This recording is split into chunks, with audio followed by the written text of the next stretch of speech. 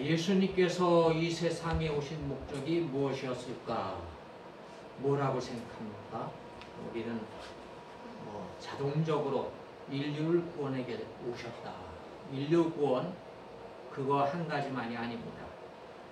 우선 우리가 생각하기에는 첫째가 인류 구원이지만 두 번째는 예수님 정신, 다시 말해서 계명을 주심으로 그 말씀을 지켜나감으로 천국 백성으로 살아가게 하시고, 또 한 가지는 하나님과 함께하는 신앙, 그 신앙생활이라고 하는 것은 우리는 예배 드리는 걸로 대신하고 있지만 하나님께 예배 드리며 하나님께 영광 돌리는 그런 삶을 위해서 주님께서 이 세상에 오셨다. 나는 구원받았다고 하면서 계명대로 살지 않는 이기적인 신앙은 천국에 들어갈 수가 없습니다. 오늘은 기독교인들이 어떻게 살아야 하는가에 대해서 종교개혁주의를 맞이해서 말씀을 드리게 됩니다. 한국에 기독교가 들어와서 150년 만에 가난하게 살던 우리 한국을 뒤엎어서 선진국이 되게 하고 잘 사는 나라로 만들어줬어요. 이렇게 기독교가 영적 개혁을 이루지 못했다면 아마도 방글라데시나 월남이나 미얀마 같은 나라처럼 살고 있을 겁니다.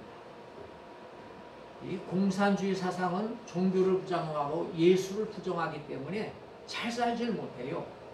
그들이 구하는 것은 오직 물질뿐입니다. 그런데 역사를 통해서 볼 때 물질만 추구하는 나라, 물질만 추구하는 가정, 물질만 추구하는 사람들은 잘 살지 못해요. 나중에 높질 않아요. 왜 그렇습니까? 물질은 수단 가치거든요. 근데 수단 가치가 목표가 돼서는 안 됩니다. 우리는 수단 가치보다는 목적 가치를 가지고 살아야 돼요. 내 목적. 그 목적은 인간의 됨됨이라든지 생명을 얻는다든지 구원받아서 영생한다든지 이런 거란 말이에요. 우리가 예수 믿는 신앙을 말할 때 구원받는 것도 있겠지만은 인간답게 사는 것이 우리가 추구하는 신앙입니다. 그래서 오늘 말씀은 예수님 정신에 대해서 말씀을 드려요. 근데 본문에 관한 설교는 아주 한 2, 3분이면 끝날 말씀이 결론 부분에 있고 과정을 말씀드리려고 합니다. 우리가 신앙적으로 한 단계 성장하기 위해서 현재 가지고 있는 한계와 문제점을 알고 그것을 해결해야 합니다. 1980년대에 한국 기독교 100주년 행사가 열렸을 때 한국에는 기독교인들이 25%, 도시는 30%가 기독교인이다 이렇게 얘기를 했어요. 우리 생각에 국민들이 100% 기독교인 되면 얼마나 좋을까. 사회 부조리, 각종 범죄, 정치, 경제 모든 것이 다 해결되고 잘 사는 나라가 될 텐데 이렇게 생각을 합니다. 근데 그럴까요? 전 국민이 다 교인된다 하더라도 그렇게 될 가능성이 없다는 것을 알 수가 있습니다. 왜냐? 복음을 국민들이 다 받아들였다 해도 사회가 저절로 변혁된다는 것은 망상일 뿐이에요. 인간에게는 구조학이라는 게 있습니다. 그렇기 때문에 개인이 변한다 하더라도 사회 구조가 변하는 것이 아니에요. 보세요. 하나님께서 완벽하게 창조한 에덴 동산. 거기 부족한 거 없죠? 다 하나님께서 책임지시니까 먹을 걱정, 입을 걱정, 잠잘 걱정 하진 않았어요. 그런데 천사와 인간이 범죄해서 이 지구에서 계속된 사탄의 역사가 있고 전쟁이 일어나는 겁니다. 하나님을 배신했어요. 그래서 우리 모두 기독교인이 되고 또 미국의 기독교인이 많아져도 달라질 것이 없다. 그러면은 우리나 한국 기독교가 가진 문제는 무엇인가? 우리가 이해하기 쉽게 자꾸만 한국의 예를 드는데 그 1980년대에 통계를 늘 저는 마음속에 생각하는데요. 이제 서울 중에도 강남을 한번 봅시다. 강남이라는 데는 그 당시 한국 평균으로는 25%가 크리스찬이라고 그랬는데 강남에는 45%가 기독교인이에요. 크리스찬이에요. 그리고 강남에는 중산층이 아니면 못 살아요. 왜? 집값이 비싸죠. 생활비 거기 들어가려면은 아주 부자가 아니고는 강남에서 집을 얻을 수가 없었어요. 그리고 그 사람들이 45%가 모이니까 대형 교회가 나타나기 시작했어요. 한국 경제발전 성장에 큰 기여를 한 것이 강남입니다. 그런데 오늘날 보세요. 한국에서 가장 향락과 택배 문화가 발달한 데가 강남이에요. 이상하잖아요. 기독교인이 더 많은데 왜 더 많은 지역이 퇴폐하게 되었을까? 부자 기독교인이 가장 많이 산다는 이 강남이 소돔과 고모라처럼 된 책임이 누구에게 있느냐? 기독교인에게 있는 거예요. 45%의 기독교인에게 있어요. 왜 이런 현상이 일어나느냐? 분석해본 결과 한국 신앙이 외적인 성장에만 치중했다 하는 것을 알 수가 있습니다. 물론 한국 기독교 나름대로 잘한 일도 많아요. 우선 세계에서 가장 큰 교회들은 한국에 다 있어요. 감리교회 제일 큰 교회가 한국에 있어요. 장로교회도 한국에 제일 큰 교회가 있어요. 순복음교회는 세계 모든 교파를 통틀어서 첫 번째 교회예요. 제일 큰 순복음교회보다 큰 교회가 이 세상에 없어요. 침례교회도 역시 한국에 제일 큰 교회가 있습니다. 그리고요 선교와 구제에 한국만큼 많이 하는 교회가 없습니다. 아프리카, 아시아의 어려운 나라들의 코이카라고 해서 한국 기독교하고 정부에서 돈을 대고 기독교인들이 가서 개혁시키는데 아프리카에 굶어 죽던 사람들이 모든 나라가 살아나기 시작했어요. 그런 일들을 지금 교회가 하고 있어요. 잘한 일 많습니다. 그러나 한국 경제가 발전되고 선진국이 되는 그런 영향력을 발휘했지만 기독교 타락 현상도 지금 나타나고 있고 기독교인들이 범죄를 일으키는 인들이 많아지고 있다는 사실을 우리가 알 수가 있습니다. 그런데 일본의 경우를 보면요. 일본은 우리 한국보다 100년 앞서서 기독교를 받아들였거든요. 그래가지고 일본의 기독교는 영향을 받아서 많은 지도자와 사상가와 노벨상 받은 사람들이 한국보다 더 많이 나왔어요. 그런데 기독교인들은 얼마나 되냐? 1%도 안 돼요. 0.8%가 오더라고요. 지금도 마찬가지라는 거예요. 그런데 한 번 예수 믿기로 작정했으면 목숨을 바쳐서 살아가는 데가 일본입니다. 정말 놀라워요. 이렇게 일본과 한국을 비교해 볼 때 한국 기독교가 가진 문제점은 무엇일까? 오늘 저는 세 가지를 말씀드리는데 한국인의 이분법적 신앙관, 그리고 잘못된 축복관, 그리고 신학의 부재, 이 세 가지가 한국교회에 아직도 문제입니다. 자, 이분법적 신앙이라는 게 뭐냐? 구원 문제를 볼 때요. 믿음으로 구원받았느냐 아니면 행위로 구원받았느냐 이렇게 따져요. 사실 그걸 하나로 생각해야지 둘로 따질 것이 아니거든요. 그런데 이 세상은 세속의 나라니까 사탄이 역사니까 나쁜 데고 또 죽어서 할 곳은 하나님 나라고 또 직업으로 볼 때는 하나님 일과 세상 일이 따로 있다. 이렇게 나누어 생각하는 것이 한국인들이에요. 마틴 루터에 의해서 종교개혁이 일어나지 않습니까? 왜 일어났습니까? 카톨릭에서 믿음으로 구원받기보다는 오히려 행위나 공로 사상을 통해서 구원받는다 해서 면죄부를 만들고 공로 사상이 나타나서 비석을 세우고 그랬습니다. 그때 종교개혁 일으킨 마틴 루터는 그걸 뒤집어 엎고 우리는 오직 믿음으로 말미암아 구원을 얻는다 하는 교리를 가지고 개신교로 떨어져 나온 거예요. 그러니까 개신교는 행함보다는 믿음을 강조하기 시작해서 그 다음부터 그러니까 딱 500년 됐죠. 3년 모자라는 500년이 됐네요. 종교개혁 일으키고 나서부터는 교회 내에서 무슨 자선행사라든지 구제라든지 구제한 사람을 격려한다든지 그런 게 사라져버렸어요. 믿음으로 입만 천국 가게 만들어놨다 이게요. 종교개혁이 우리에게 크나큰 기쁨을 주고 새로운 변혁을 일으켰지만은 입으로만 행동하게 했다. 감사하게도 우리 성발교는 40여 년 동안 세계 각처에 수많은 교회를 개척하고 세우고 선교사를 도왔다는 것 얼마나 감사한지 몰라요. 입으로만 행한 것이 아니라 실천했다는 것이 우리로서 자랑거리가 될 수밖에 없습니다.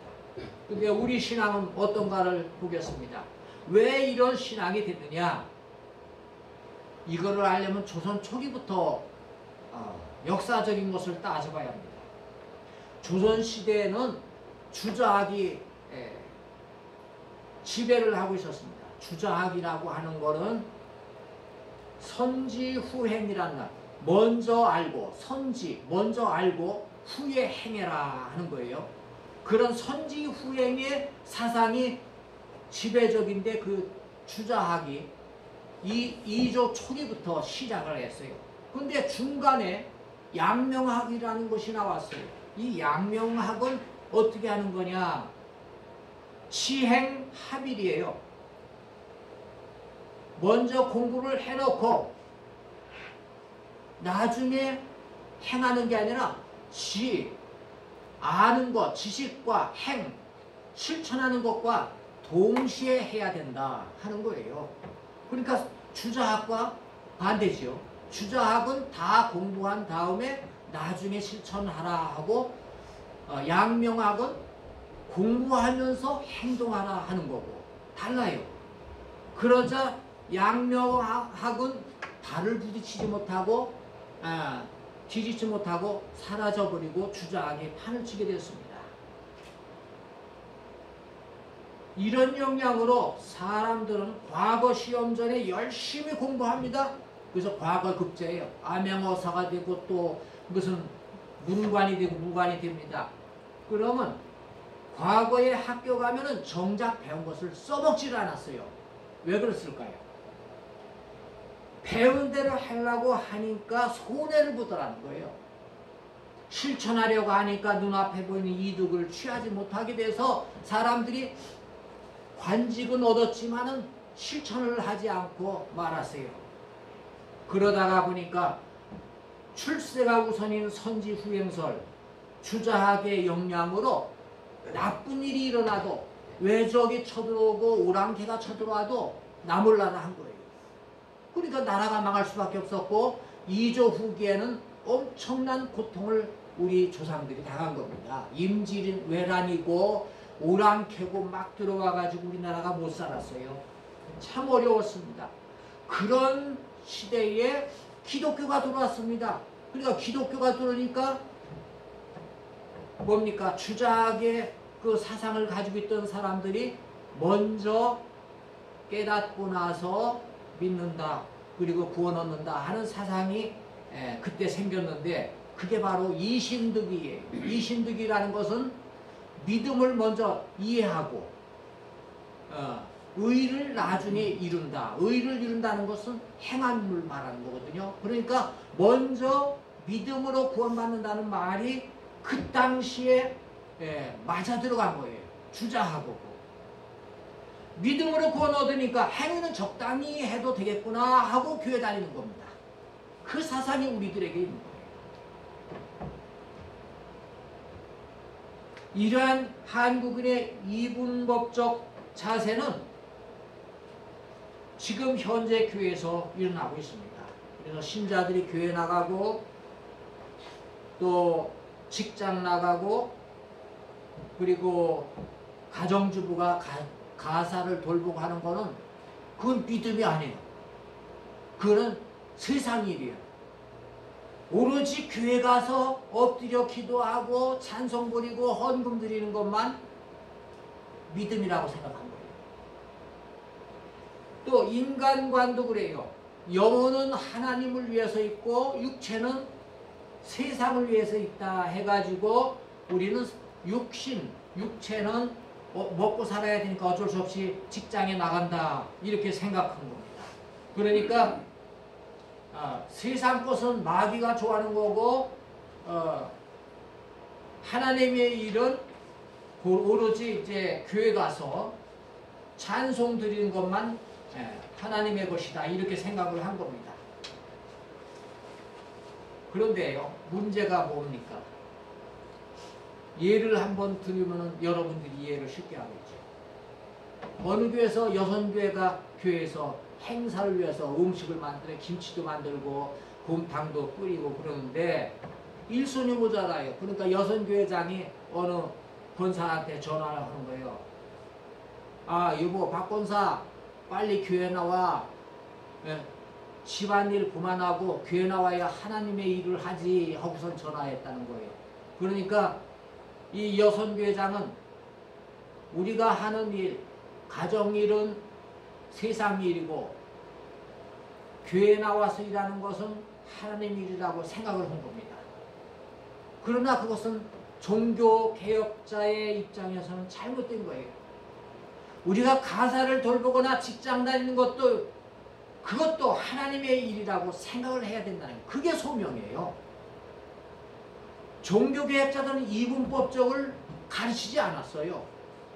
우리는 직장에서나 가정에서나 사회에 나가서 모두가 하나님의 일을 여긴 거예요. 교회에서만 예배를 드리는 것이 아니라 내가 걸어 다니면서 차 안에서 운전하면서 직장에서 일하면서 그 모든 것이 다 하나님께 부름을 받고 하나님의 일을 하는 중이다. 소명을 받았다. 이렇게 생각을 했습니다. 그렇기 때문에 하나님께서는 우리에게 일하게 하시려고 나를 일터로 보내셨다는 생각이 개신교의 전통이 된 겁니다. 그런데 그것을 잘못 이해하고 있다는 거예요. 여러분 명심하세요. 직장일, 가사일 이것도 예배의 연장입니다. 하나님의 소명이에요. 소명이란 건 뭐냐? 하나님께서 일을 시키기 위해서 나를 불러주신 것이 소명이야. 부를 소, 받들명이야. 하나님께서 부른 것을 받드는 소명은 교회에서만이 아니라 사회에 나가서도 계속되어져야 한다 하는 겁니다. 그래서 이 장로 같은 경우에는 회사 제품을 만들 때 최상품을 만들어서 많은 사람들에게 값싸게 팔아서 그것으로 기쁨을 얻게 하고 과연 믿는 사람이 빛이 되는구나. 또 하나님께 영광을 돌리게 되는 거예요. 또 사업에서 돈 벌면 그거 모두 다 선교비, 건축원금으로만 내야 하나님의 일이 아니라 모든 일에 유익하게 쓰는 것이 하나님의 소명이다 하는 겁니다. 두 번째로 축복관입니다. 기독교인의 축복관이 잘못됐는데 이것도 1960년대에 우리가 어렵게 살 때는 하나님 잘 믿었어요. 80년대부터 점점 배불러지기 시작하자 잘못된 축복관이 나타나기 시작합니다. 사랑하는 자여 내 영혼이 잘된 같이 범사가 잘되고 강건하기를 내가 간구하노라. 삼박자 축복이 요한 3서 2절에서 나오기 시작하면서 우리 한국은 정말 발전을 많이 했어요. 감리교나 장로교는 기존 교회는 조용하게 예배를 드렸습니다. 근데 오순절파는 박수치며 찬송 부르며 소리쳐서 기도해야 또 은혜가 된다고 해서 큰 소리로 기도를 하고 또 방언해야 축복받는다고 하는 그러한 신앙을 가졌습니다. 물론 이런 적극적인 신앙을 주장하는 오순절 교단이 우리 한국 교회사에 큰 영향과 성장을 가져왔어요. 그러나 그 공헌 못지않게 한국 교회에 잘못된 신학 던져준 것이 바로 삼박자 축복이다. 예수 믿다가 건강 잃으면 저주받은 것으로 생각합니다. 교회 다니며 가난하면 믿음이 없어서 가난한 것이라고 단정하고 교회에서 가난한 약자들을 무시했어요. 이런 경향이 확산되면서 70년대에는 늘어난 중산층들, 기독교인들이 모여서 강남의 대형교회를 이루게 된 거예요. 교회가 붕대자 일부 목회자들은 기복신앙에만 제한시켜서 돈 없고 병들면 마치 복받지 못한 것으로 여기면서 부자들은 더 기세를 모아가지고 나갔던 것입니다. 이런 식의 신앙은 인간적 욕망에 영합하는 것으로 예수님 정신과 다른 겁니다. 예수님의 정신은 뭐냐? 삼박축복과 달라요. 왜요? 바울경을 볼까요? 바울은 자기의 주어진 모든 로마 시민권 가지고 기득권이 있었어요. 그래서 명예, 재물 이런 모든 것을 다 포기하고 예수를 위해서 다 바쳤습니다. 다 버리고 선교 나갔어요. 그러면 하나도 없는 맨손이에요. 그렇다고 해서 하나님께서 다른 것은 몰라도 바울에게 건강 하나 주셨나요? 안 주셨어요. 바울은 자기에게 육체에 가시가 있다, 몸은 매우 아프다고 고린도 후서에서 12장 7절에서 고백하고 있잖아요. 나는 너무 아프다, 힘들다, 그러나 감사한다. 기독교의 복이 건강과 물질에 풍요에만 있다고 하면 사도 바울은 저주받은 사람이에요. 하나님께 저주받은 사람이에요. 그렇지 않습니까? 그러나 그는 육체에 고통이 있고 가시가 있어서 자기가 자만하지 않고 하나님께 간구하며 성실하게 복음 전도를 위해서 최선 다하고 있다고 하는 그런 말씀을 전하면서 그의 육체의 고통은 하나님이 주신 축복이다 이렇게 생각했던 겁니다. 이것이 바로 기독교의 신앙이면서 복입니다. 예수님 말씀도 마찬가지예요. 마태복음 5장 보세요. 복 있는 사람은 어떤 자들입니까? 부자예요? 아니에요. 가난하고 애통하고 의를 위해 핍박받는 자들이라고 말씀합니다. 삼박자 축복과는 부유한 것을 추구하고 있는데 예수님의 말씀은 가난하고 애통하고 의를 위해서 핍박받는 사람들이란 말이에요. 의를 위해 고난과 핍박받는 것이 복이라고 말하는 종교는 이 세상에 기독교밖에 없습니다. 어느 종교든 핍박받는 것을 복이라는 종교가 없다는 얘기예요.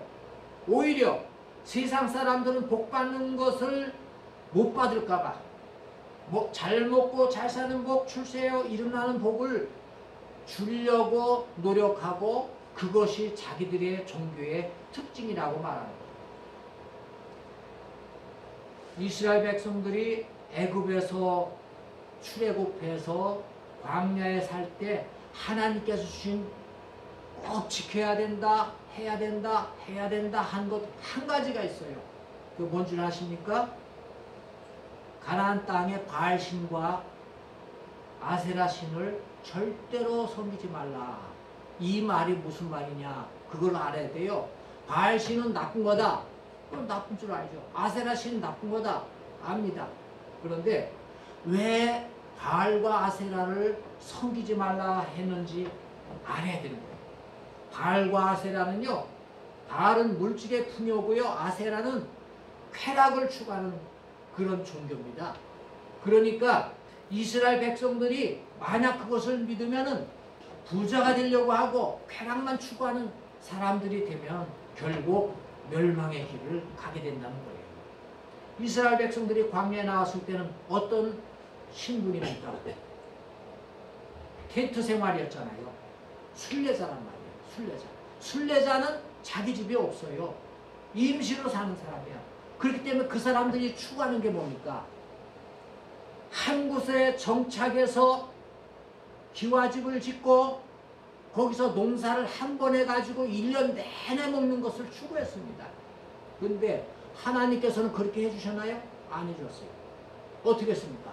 광야에서 하루 나가서 노동해서 하루 일당에 양식만 가져왔어요. 6식구면 6인분만 가져온 거예요. 만나가 그냥 막 10인분, 100인분 아니에요.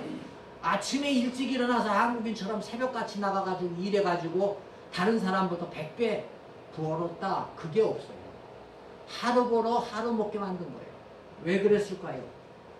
그래야 하나님을 섬기거든요. 배불러지면요 타락합니다. 문제가 발생하여 가정이 파괴되는 거예요. 배부르니까. 그러나 배고픈 사람 하루 벌어 하루 먹으면 하나님만 의지할 수밖에 없는 거예요. 그래서 너희는 광야에 가서 배고프더라도 하루에서 하루 먹고 그리고 나만 섬겨야 된다 하고 하나님께서 광야 생활을 그렇게 해주신 겁니다. 왜 하나님께서는 만물을 창조한 부유한 하나님인데 이스라엘 백성들에게 먹을 것을 안 주나 그랬을 텐데 그거 다 이유가 있습니다.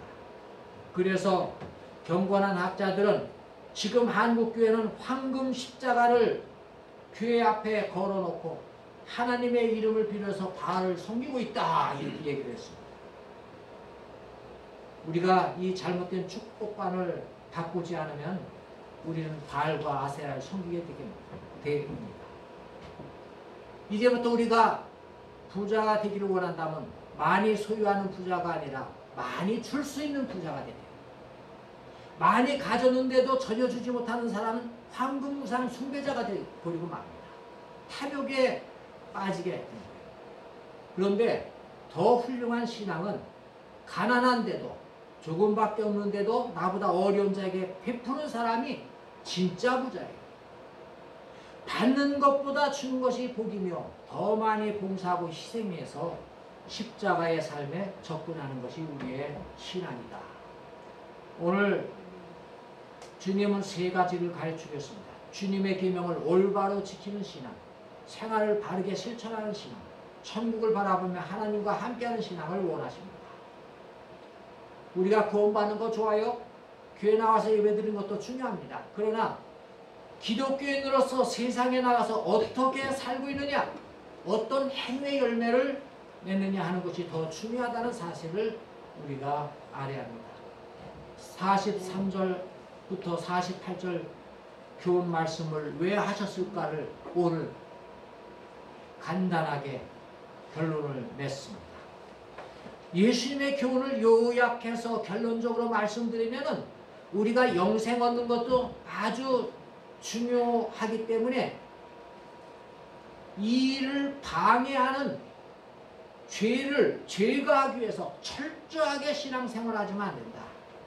그래서 단호한 방법이 강구되어야 한다. 사실 죄라는 것은 굉장히 파괴적이죠. 그냥 내버려두어서는 안 됩니다. 그러니까 죄 짓는 활동에 참여하는 것, 손과 발과 눈이 죄에 관여했느냐? 그러면 손을 찍어버리고 발을 찍어버리고 눈을 빼버리라는 거예요. 강한 어조로 말씀한 거예요. 그런데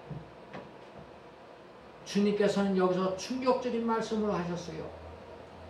내가 구원받아서 기독교인이라고 하는데 죄를 짓게 되면 어떻게 될까?